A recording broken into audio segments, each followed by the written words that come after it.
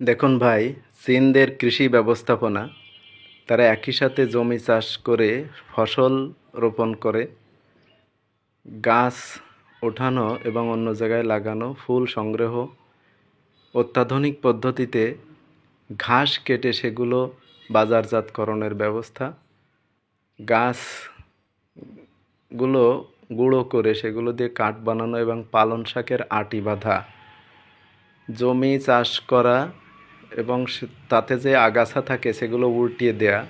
দেখেন ফসল রোপণ করে কিভাবে তারা অত্যাধুনিক পদ্ধতিতে। রাস্তার পাশে গাছ ছাঁটাইগুলো করে তারা আধুনিক পদ্ধতিতে। দেখেন কিভাবে ফল সংগ্রহ করে, এতে করে পরিশ্রম কমে যায়। এরপরে চাষাবাদ করার তাদের অত্যাধুনিক পদ্ধতি দেখেন।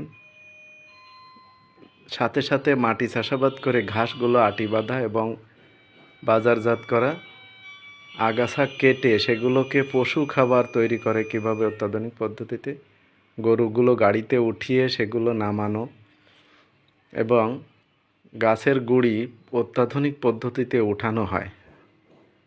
আর চাষাবাদের আরও একটা পদ্ধতি দেখেন, সাথে সাথে রোপণ করার কাজও তারা চাষ করার সাথে সাথে রোপণ করে। দেখেন গরুর খাদ্য তৈরি করে কিভাবে, গরুতে সহজে খেতে পারে।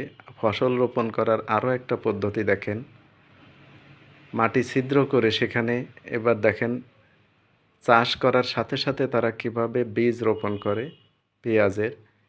এই যে ঘাস কেটে সাথে সাথে টুকরো করা, ধান কাটা, এভাবে তারা ফসল কাটে, এতে তাদের খরচ বাঁচে। দেখেন কিভাবে বস্তার ভিতরে তারা শুকনো খড় ঢোকায়। এবার দেখেন মাটি চাষ করে সাথে সাথে ফসল রোপণ করার উপযোগী তৈরি করা, নষ্ট ফলগুলো কেটে সেগুলোকে সারে পরিণত করে তারা, এগুলো দিয়ে আবার সার তৈরি করবে। এবার দেখেন শুকনো খড় গাড়িতে ওঠানোর অত্যাধুনিক পদ্ধতি, ধান কাটা, দেখেন ধান না এগুলো গম কেটে সেগুলো বস্তার ভিতরে কিভাবে সুন্দর করে ঢুকানো, একজনই পারে যেখানে আমরা 5 জন কাজ করি। দেখেন কিভাবে তারা কত দ্রুত পেঁয়াজের চারা রোপণ করে যাচ্ছে। তারপরে এবার আরও একটি দেখেন, ঘাস কেটে আটি বাঁধা গাড়ির উপরেই, এর আগে আমরা দেখেছিলাম। এবার দেখেন পশু খাদ্য তৈরি করা, মাছের খাবার তৈরি করা, এগুলো দেখেন কিভাবে তারা ফিলি তৈরি করে এবং ঘাসগুলো আবার দেখেন কিভাবে তারা একদম টুকরো টুকরো করে। এরপর দেখেন আলু উঠায় কিভাবে, আলু উঠাচ্ছে একদম, কোনো বেশি লোকজনের প্রয়োজন নেই, আলুগুলো একদম মাটির উপরে চলে আসছে। এরপর দেখেন গাড়ি পার করে কিভাবে। তারপর এরা দেখেন এই চা পাতা কিভাবে কেটে কেটে সাথে সাথে বস্তার ভিতরে ঢুকাচ্ছে।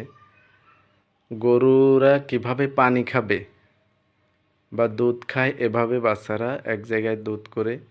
এবার দেখেন ধান রোপণ করা, সব পাতাগুলো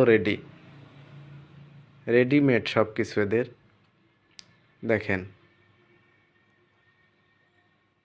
দেখেন ভুট্টাগুলো তারা কিভাবে ভুট্টাগুলো ছাড়ায়, ভুট্টা ছাড়িয়ে এরপর দেখেন আবার তারা গাজর উঠাচ্ছে এবং সাথে সাথে সেগুলো আলাদা হয়ে যাচ্ছে।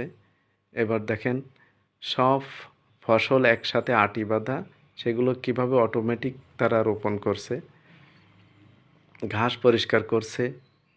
এরপর দেখেন ভুট্টাগুলো কিভাবে ভুট্টা দিয়ে তারা বেসিন তৈরি করে।